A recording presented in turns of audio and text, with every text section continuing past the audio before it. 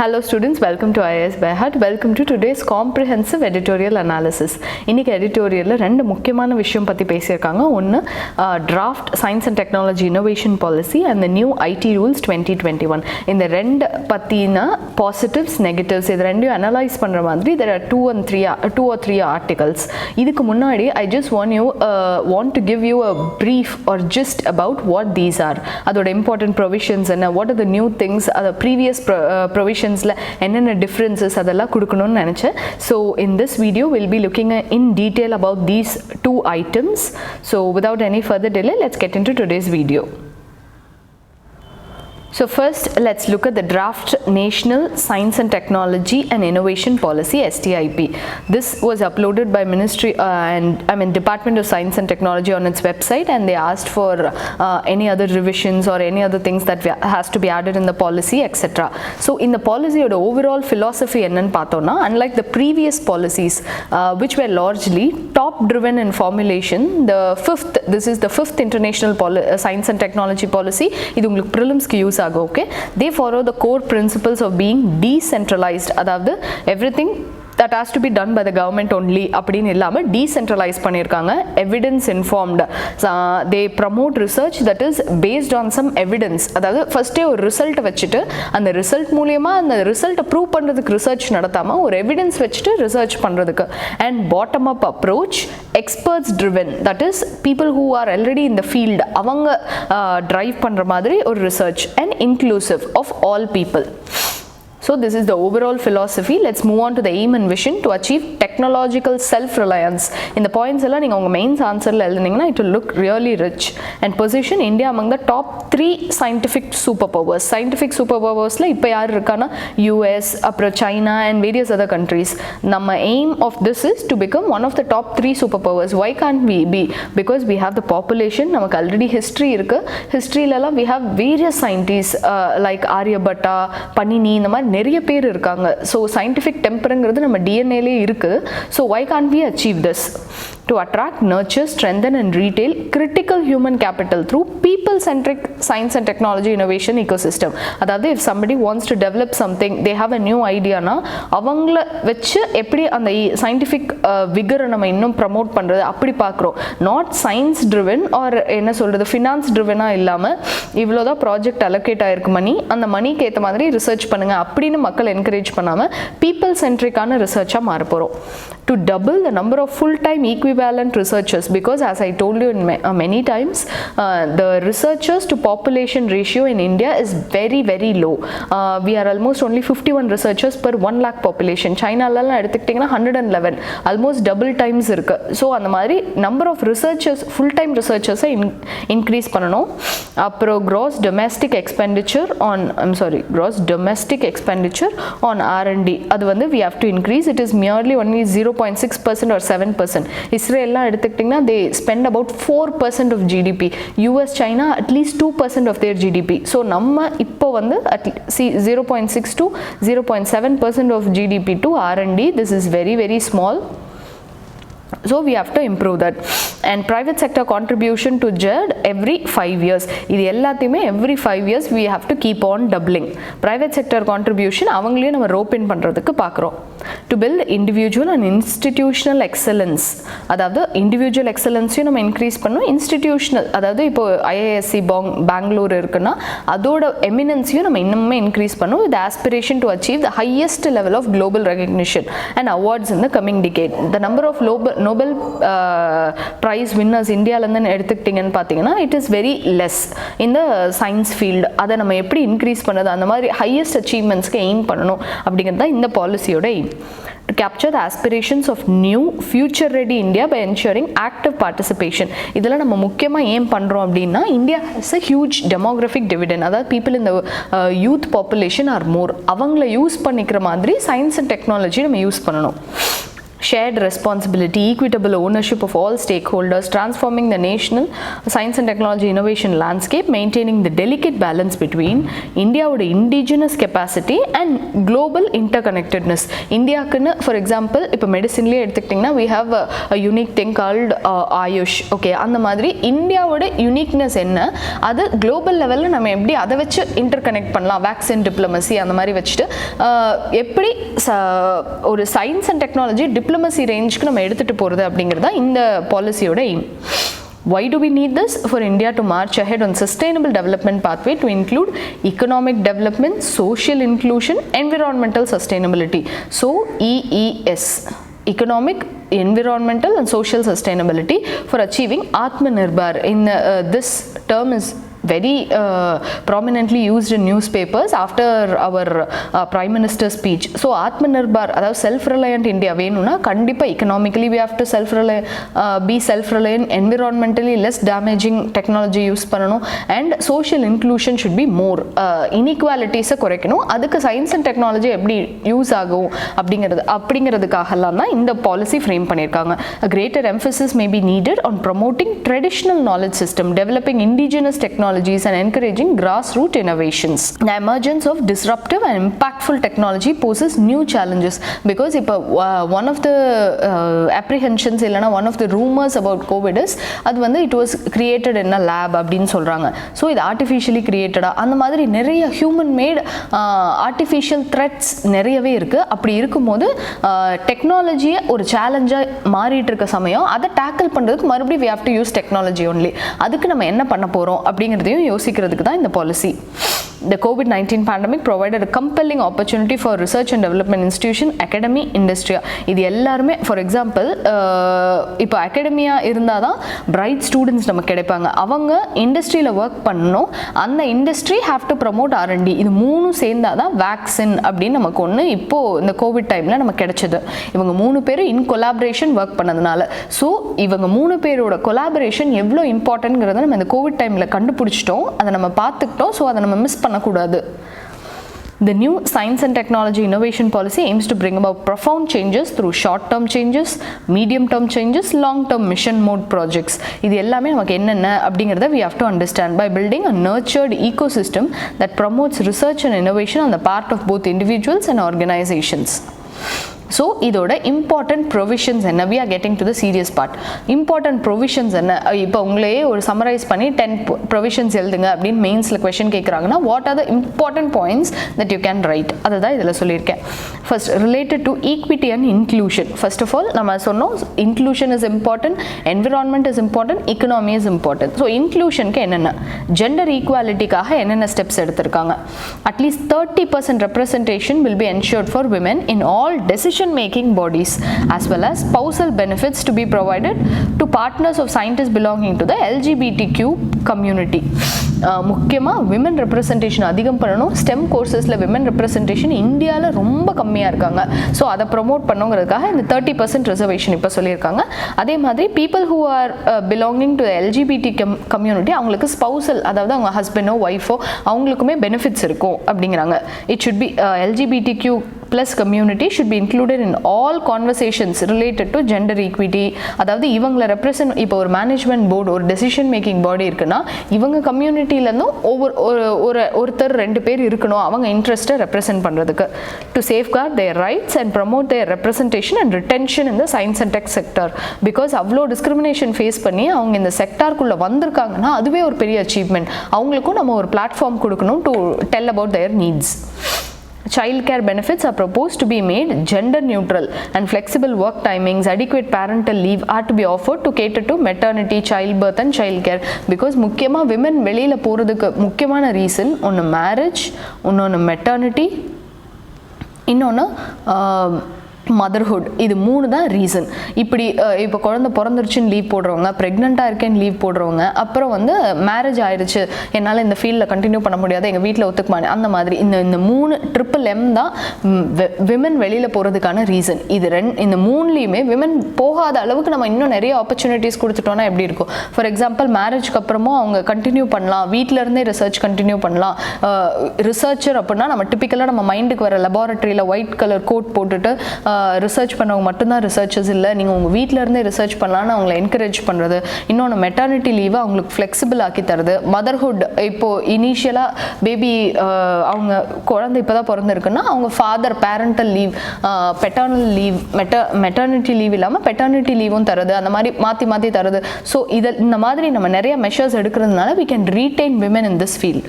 All publicly funded research institutions and universities will be asked to provide daycare centers for children of employees and also have provision of elderly care.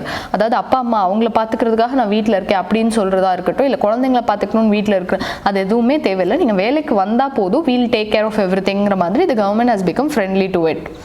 For disabled people, for people with disabilities, the policy is ask all publicly funded scientific institutions to make structural and cultural changes. In the word is very beautiful. Structural changes na infrastructure. For example, if someone is in wheelchair na he needs proper ramp to go to the இப்போ ஒரு பில்டிங்ல இருந்து இன்னொரு building போறாங்கன்னா ramp facility இருக்கணும், அதே மாதிரி lift facilities இருக்கணும், disabled friendly toilets இருக்கணும். இந்த மாதிரி எல்லாம் இருக்கும்போது then only they can என்ன சொல்றது, they can come work freely, அவங்க ஒர்க் ப்ரெஷர் அதிகமாக இருக்காது எக்ஸெட்ரா. அதெல்லாம் ஸ்ட்ரக்சரல் சேஞ்சஸ். கல்ச்சுரல் சேஞ்சஸ்னால் அவங்கள தப்பாக பார்க்காம இருக்கிறது, அவங்கள கிண்டல் பண்ணுற மாதிரி சொசைட்டி இல்லாமல் to make people more mature. So we need both cultural and structural changes. Other related provision for age related cutoffs in matters relating to selection, promotion, awards, இதுக்கெல்லாம் வந்து இந்த வயசு அவங்க இருக்கணும், இல்லைனா இந்த வயசு தாண்டணும் அப்படிலாம் வெறும் நம்ம பயாலஜிக்கல் ஏஜ் எப்போ பிறந்தமோ அந்த ஏஜை சொல்லாமல் அகடமிக் ஏஜை கன்சிடர் பண்ணணும். அவங்களுக்கு அறிவு எவ்வளோ இருக்குன்னு பார்க்கணும். அவங்க இன்னமும் if someone is 65 and they have to retire, அதனால அவங்கள ரிட்டையர்மெண்ட் நீங்கள் எடுத்துக்கோங்க அப்படின்னு சொல்லாமல் இருக்கிறத விட இன்னும் ஒரு 5 years அவங்க சர்வீஸ் நம்ம யூஸ் பண்ணிக்கிறது. ஸோ அகடமிக் ஏஜுக்கு நிறையா இம்பார்ட்டன்ஸ் கொடுக்குறது. அகடமிக் ஏஜ்னா இந்த இடத்துல என்ன சொல்றாங்கன்னா experience and not biological age. someone is younger than you, அதனால they should not be promoted. What if he is a prodigy, if he is a genius, அந்த வயசுங்கிற ஒரு விஷயத்துக்காக he cannot be promoted, correct? அந்த மாதிரிலாம் எதுவும் barriers இருக்கக்கூடாது அப்படிங்கிறாங்க. removal of bars on married couples being employed in the same department or laboratory. இந்த மாதிரி ஆக்சுவலாக நம்மக்கிட்ட ஒரு ரெஸ்ட்ரிக்ஷன் இருக்குது. என்னென்னா now as of now married couples are not posted in the same department, leading to cases of loss of employment or forced transfer when colleague decides to get married. இப்போ ஆஃபீஸ்லேயே if someone is trying to get married to their colleague அப்படின்னா not two people can be in the same department. அப்படி இருக்கும்போது what they have to do is either one person will be transferred இல்லைனா one person has to resign. இந்த மாதிரி rules எல்லாம் இந்த காலத்துல set ஆகாது. ஸோ இந்த மாதிரி ரொம்ப ஆர்காயிக் ரூல்ஸ் எல்லாம் லெட்ஸ் டேக் இட் ஆஃப் அப்படின்னு that rule is also going to be taken off. Open science policy, அதாவது ஒன் நேஷன் ஒன் சப்ஸ்கிரிப்ஷன். இதில் என்ன சொல்கிறாங்கன்னா we have to make scientific knowledge and data available to all. இப்போ ஒரு school இருக்குது, people have அந்த students have really என்ன சொல்ற they are enthusiastic to learn about science, ஆனால் அவங்களுக்கு ஆக்சஸ் இல்லை. அந்த மாதிரி ஒரு கொடுமையான நிலைமை வந்துடக்கூடாதுன்னு what they are doing is ரொம்ப காஸ்ட்லி ஃபாரின் ஜேர்னல்ஸில் ஆரம்பித்து various magazines everything will be free. அதாவது டு உங்களை அந்த சயின்டிஃபிக் டெம்பரை ப்ரமோட் பண்ணுறதுக்கு whatever the government can do, it will do. To buy bulk subscriptions of all important scientific journals across the world, provide everyone in India free access to them. இது எல்லாமே கவர்மெண்ட்டே பண்ணும். நம்ம அந்த journals நம்ம உங்களுக்கு அந்த சயின்ஸில் இன்ட்ரெஸ்ட் மட்டும் இருந்தாலே போதும், everything will be paid way for. To set up science, technology and innovation observatory that will serve as the central repository of all kinds of data generated from scientific research in the country. இப்போ யாராவது ஒருத்தவங்க பூனேல ஒரு research பண்ணாங்க, north ஈஸ்டில் ஒரு research பண்ணாங்க, இவங்க எல்லாருமே ஒரே டாப்பிக்கில் ஒரே ரிசர்ச் பண்ணாங்கன்னா எல்லாருக்குமே டைம் வேஸ்ட். அதுக்கு பதிலாக இவங்களுக்குள்ள ஒரு கொலாபரேஷன் கிரியேட் பண்ணி அவங்களே அவங்களுக்குள்ள ஒரு குரூப் மாதிரி ஃபார்ம் பண்ணிக்கிட்டு அந்த ரிசர்ச் அடுத்த லெவலுக்கு எடுத்துகிட்டு போனால் எப்படி இருக்கும். இப்போ ஒரே சப்ஜெக்ட் ஒரே விஷயத்தில் எல்லாருமே ரிசர்ச் பண்ணாங்க, ஒரு 100 பேர் ரிசர்ச் பண்ணாங்க, நான் ஒருத்தவங்க தெரியாது, ஜியோகிராஃபிக்கல் பேரியர்னால அது மாறுது அப்படின்னா then it is a waste of time. அதெல்லாம் தவிர்க்கிறதுக்கு தான் இந்த அப்சர்வேட்டரி அப்படின்னு ஒன்று கிரியேட் பண்ண போகிறாங்க.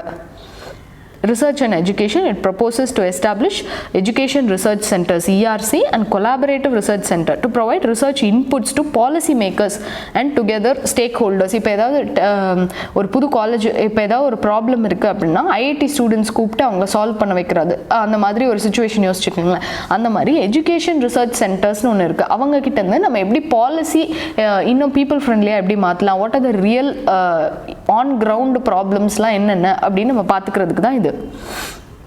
Research, Innovation and Excellence Framework (RIEF) will be developed to enhance the quality of research. Quality is also very important, along with the promotion of engagement with relevant stakeholders. A dedicated portal to provide access to the outputs of such publicly funded research will be created through அதாவது Indian Science and Technology Archive of Research INSTA அப்படின்னு அதில் வந்து access to the outputs of publicly funded research, அதாவது உங்களுக்கு ஜேர்னல்ஸும் அவைலபிளாக இருக்கும், research அந்த research என்ன ப்ராக்ரஸில் போயிட்டு இருக்கு, எந்த டாப்பிக்கில் ரிசர்ச் பண்ணுறாங்க, அதுவுமே it will be available. To set up infrastructure to boost local research and development capabilities and reduce large scale import in selected sectors of domestic importance. அதாவது எலக்ட்ரானிக்ஸ்லாம் இன்னமுமே இந்த செஞ்சுரியில் வந்து இவ்வளோ பாப்புலேஷன் இருக்க இந்தியா வேற ஒரு கண்ட்ரியில் எலக்ட்ரானிக்ஸ்லாம் இம்போர்ட் பண்ணுறது, home appliances, railways, intelligent transport, clean technology, இதெல்லாம் நம்ம எதுலெல்லாம் எந்த டெக்னாலஜியெல்லாம் இம்போர்ட் பண்ணுறோமோ அதெல்லாம் நம்மளே உருவாக்குனா எப்படி இருக்கும் அப்படிங்கிறத இதை கேட்குறாங்க. To achieve இது எதுக்கு? For strengthening India's strategic position, to achieve technological self-reliance and position, India among the top 3 scientific superpowers. இது நம்ம ஆல்ரெடி பார்த்தோம். This is our aim.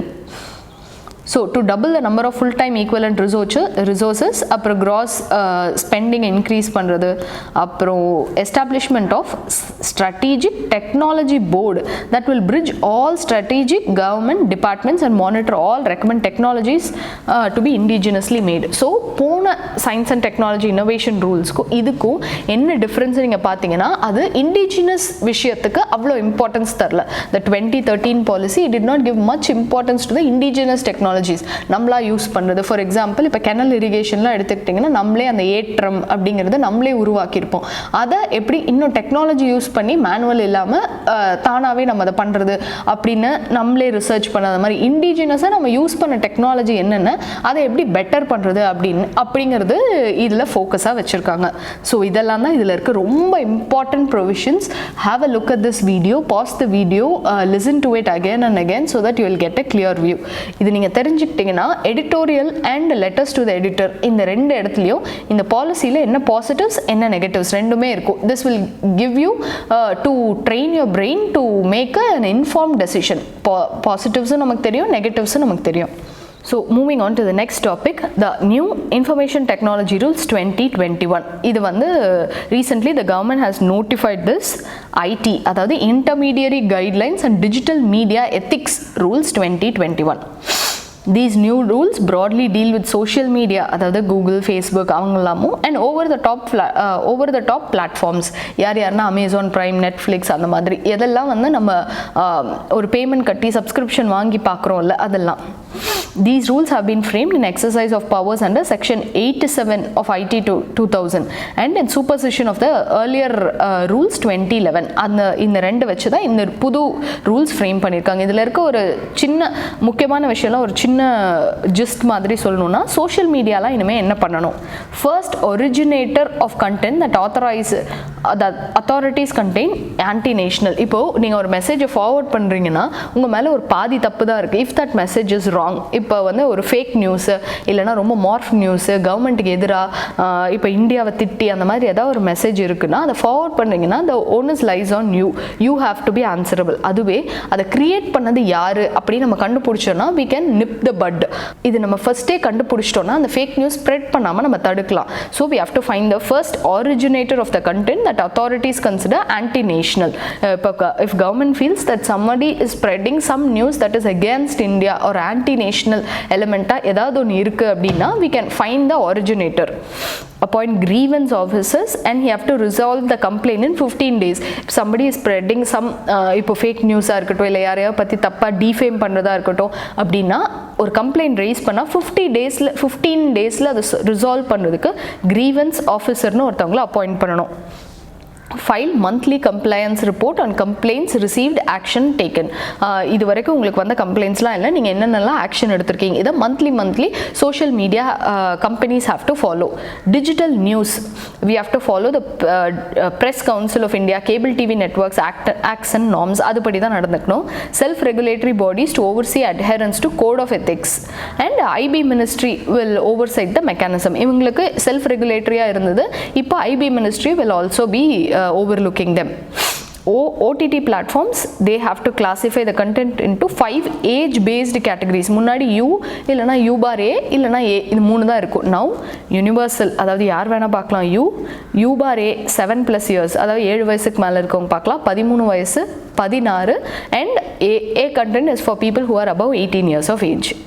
Parental locks for any content classified as U bar A 13+ or above, அதாவது parent concern இல்லாமல் மொபைலில் வந்து இந்த மூவியோ இந்த சீரீஸோ பார்க்க முடியாது. அந்த மாதிரி பேரண்டல் லாக்ஸ் போடுறது. Age verification mechanism for content classified as adult அப்படின்னா கண்டிப்பாக they have to verify their age either by giving their mail ID or something. Okay, now let's look at the background. 2018 what Supreme Court had observed is the government of India can frame necessary guidelines to eliminate child pornography, rape and gang rape images, videos and sites and content hosting platforms and other applications. இது வந்து government இந்த rules frame பண்ணணும் அப்படின்னு Supreme Court order. 2020 ஒரு ad hoc committee of Rajya Sabha laid its report after studying the alarming issue of pornography on social media. Social media everybody is using.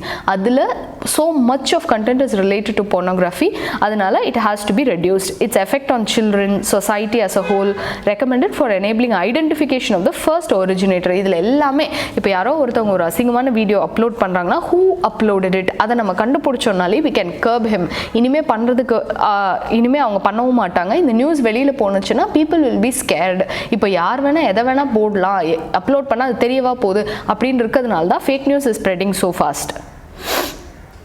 The government brought video streaming OTT platforms under the ambit of Ministry of IB. இனிமே OTT platform Netflix, Amazon இவங்க எல்லாருமே though they are companies of foreign country like America, US, UK எதுவா வேணா இருந்துட்டு போட்டும், but if they are operating in India they have to follow Indian rules. They come under Ministry of Information and Broadcasting. So new guidelines என்னென்ன, social media or intermediaries. social mediana Facebook அவங்கெல்லாம், intermediariesனா இப்போ ஏதோ ஒரு இப்போ Hindu news publish பண்ணுறாங்க, அந்த நியூஸை நம்மளை படிங்க அப்படின்னு சொல்கிறது ஃபேஸ்புக்கில். ஸோ இந்த மாதிரி intermediaries இவங்க எல்லாருமே இதில் கிளாஸிஃபை ஆவாங்க. Based on the number of users, social media platform intermediaries have been given in 2 groups.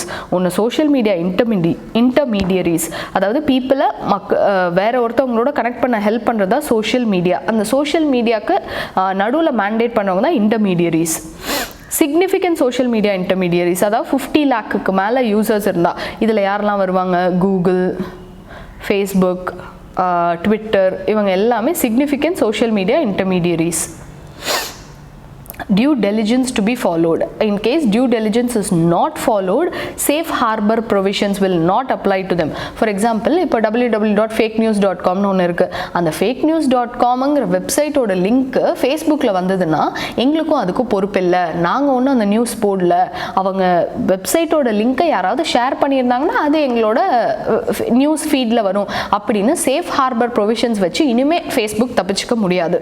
Safe harbour provisions have been defined under section 79 of IT Act and protect by giving them immunity from legal prosecution for any content posted on their platform. இப்போ நான் நினச்சா என்னோட FB பேஜில் நான் ஏதாவது ஒரு தப்பான link நான் ஷேர் பண்ணுறேன் அப்படின்னா அதுக்கு இது நாள் வரைக்கும் FB அதுக்கு பொறுப்பு எடுத்துக்க முடியாது. அவங்க ஷேர் பண்ணாங்க, அவங்க வேற ஒரு வெப்சைட்டோட லிங்க், இதில் நாங்கள் எங்கே வந்தோம், we are just intermediariesன்னு சொல்லுவாங்க. இனிமேல் அப்படி பண்ணக்கூடாது. Since you are such a big platform, you have so many users from kids to people who are very old, you have to be more responsible சொல்கிற மாதிரி ஒரு ப்ரொவிஷன் தான் இது. Intermediaries shall appoint a grievance officer to deal with complaints and share the name and contact details of such officer. இப்போ somebody is posting a bad video அப்படின்னா அதை நம்ம இந்த வீடியோவை FBலேருந்து எடுத்துருங்கன்னு நம்ம யார்கிட்ட சொல்கிறதுன்னு இன்னமுமே நமக்கு தெரியாது. அதுக்கு தான் grievance officerன்னு ஒருத்தவர் இருக்கணும். அவரோட phone number, contact details everybody should know. He shall acknowledge the complaint within 24 hours. First acknowledge பண்ணிடணும், அதே மாதிரி 15 daysக்குள்ளே அந்த இஷ்யூவை ரிசால்வ் பண்ணிடணும். ensuring online safety and dignity of users. The social media platforms or intermediaries will remove or disable access within 24 hours of receipt of complaints or contents that expose the private areas of individual like nudities, half naked and the madala irukkodadu, or in sexual act or in the nature of impersonation including morphed images, adella paatha odanema 24 hours la it has to be taken down. Such a complaint can be filed either by the individual or by any other person on his or her behalf. யாரோ ஒருத்தவங்களோட ஒரு photo இருக்கு, we feel that it shouldn't be there na, anybody can go and complain. Additional due diligence for the significant social media intermediaries we need to appoint, அதாவது Google, Facebook, Twitter இவங்க எல்லாருமே they have to need to appoint chief compliance officer னு ஒருத்தவர், a nodal contact person and resident grievance officer. அவங்களோட company யூஎஸ்ல இருக்கலாம், but இந்தியால they need a grievance officer whom should be a resident in India. They need to publish a monthly complaints report. என்னென்ன complaints வந்தது, என்னென்ன action taken, இன்னும் எந்தெந்த cases pending, இது இருந்ததுன்னா we can track something. So this has to be maintained. We have to enable the identity of the originator. முக்கியமா இவங்களோட the primary nature services primarily in nature of messaging shall be to enable the identification of the first originator. யார் அதை first பண்றாங்க அப்படின்னு நம்ம கண்டுபிடிச்சிட்டாலே we can stop them from doing it further.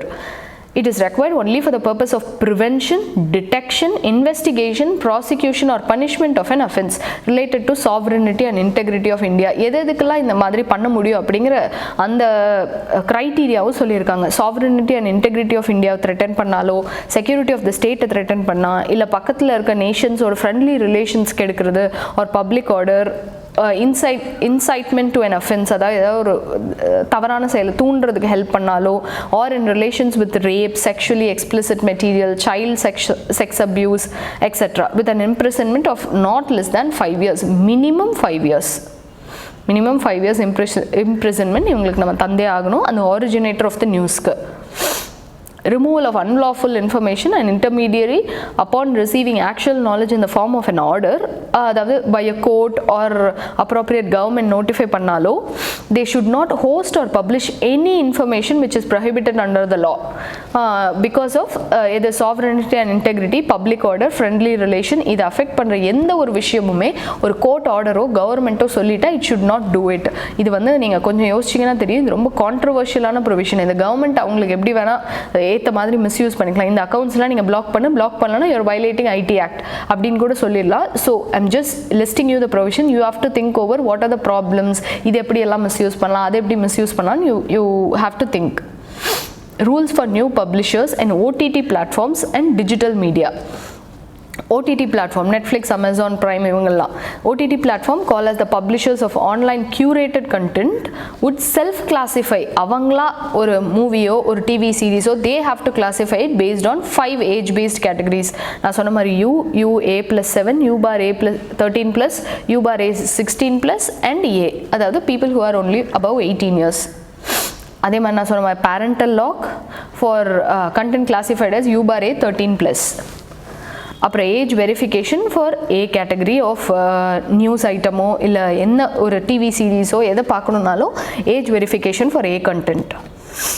Shall prominently display the classification rating to each content or program together with content descriptor to know about the nature of content, advising on viewer description at the beginning of every program, etc. இதெல்லாமும் இருக்கணும். For publishers of news on digital media, they would require to observe norms of journalistic conduct. For example, இப்போ ஆன்லைனில் ஆன்லைனில் மட்டும் news இருக்க மாதிரி ஏதாவது ஒரு பிளாட்ஃபார்ம் இருக்குது அப்படின்னா அவங்களுக்குன்னு நம்ம ப்ரெஸ் கவுன்சில் கொடுத்த கோட்ஸை they have to follow. And the program code under the Cable Television Network Regulation Act 1995, thereby providing level playing field. Grievance redressal mechanism, 3 levels of grievance redressal. One is self-regulation by the publishers, second self-regulation by self-regulating bodies of the publishers. அதாவது publishers இப்போ நான் தான் ஒரு news item ஹிந்துவில் எழுதுறேன்னா எனக்கே தெரியணும் இந்த news வந்து people who are above 5 years of age இவங்க இதை பார்க்கலான்னு நானே அதை செல்ஃப் ரெகுலேட் பண்ணுறது. அப்புறம் எனக்கு மேலே இருக்க இப்போ ஹிந்துக்கு நான் ஒரு ஆர்டிக்கல் எழுதுறேன்னா ஹிந்துவில் இருக்க ரெகுலேட்டிங் பாடி ஆர்டிக்கல் நான் கரெக்டாக தான் எழுதியிருக்கேன்னா அவங்க ஒரு தடவை செக் பண்ணுவாங்க. இன்னொன்று ஓவர்சைட் மெக்கானிசம், இது மினிஸ்ட்ரீஸோ இல்லை பிகர் டிபார்ட்மெண்ட்ஸோ they'll do. ஸோ மொத்தத்தில் 3 levels of redressal mechanism. Self-regulation by the publisher. Publisher shall appoint a grievance redressal officer. Grievance redressal officer based in India. He has to be here, resident in India, who shall be responsible for grievance redressal. Action 15 daysல எடுக்கணும். Complaint வந்துருச்சுன்னா உங்கள் complaint எங்கள் கிட்ட வந்துருச்சுன்னா complaint பண்ணவங்க கிட்ட 24 ஹவர்ஸ்க்குள்ளே நம்ம intimate பண்ணணும். There may be one or more self-regulatory bodies. Such a body will be headed by retired Supreme Court judge or High Court judge or an eminent person. யார் வேணா இருக்கலாம். For not more அந்த சேர்ல இல்லைனா அந்த போர்டில் not more than 6 members have to be there. Such a body will have to register with Ministry of Information and Broadcasting. They will oversee the adherence by the publisher to the code of ethics and address grievances that have not been resolved within 15 days. ஏன் 15 days ஆகியும் ஒரு complaint address ஆகலை அப்படிங்கிறது இவங்க கிட்ட போகும். Ministry of Information and Broadcasting shall formulate an oversight mechanism they will be doing. யார் இந்த போர்டில் இருப்பா, இந்த கம்ப்ளைண்ட் நம்ம ஃப்ரேம் பண்ண ரூல்ஸ் அவங்க ஃபாலோ பண்ணல, ஃபஸ்ட் டைம் ஃபாலோ பண்ணலன்னா என்ன, செகண்ட் டைம் ஃபாலோ பண்ணலன்னா என்ன பீனல் ப்ரொவிஷன்ஸ், இந்த மாதிரி எல்லாத்தையும் ஃப்ரேம் பண்ணுறது தான் இவங்க வேலை. It shall publish a charter for self-regulating bodies including codes of practices, interdepartmental committee for hearing grievances, இது எல்லாமே இவங்க ஃப்ரேம் பண்ணுவாங்க. So these are the very important provisions of new IT rules 2021. But since I have given you the list of rules, I would request you students to write in the comment section what are the positives of these, what are the negatives of these. நீங்கள் எதெல்லாம் misuse பண்ண நிறைய வாய்ப்பு இருக்குது, இல்லை போனது பாலிசியில் இது இல்லை, இந்த பாலிசியில் இது வச்சுருக்காங்க, இது ஒரு நல்ல விஷயம், இந்த புதுசாக இந்த இனிஷியேட்டிவ் எடுத்திருக்காங்க, இதை நம்ம என்கரேஜ் பண்ணலாம், நீங்கள் எந்தெந்த விஷயம்னா நினைக்கிறீங்களோ kindly comment in the comment box below. So I hope this session was useful. Kindly tune in for tomorrow's session. Thank you.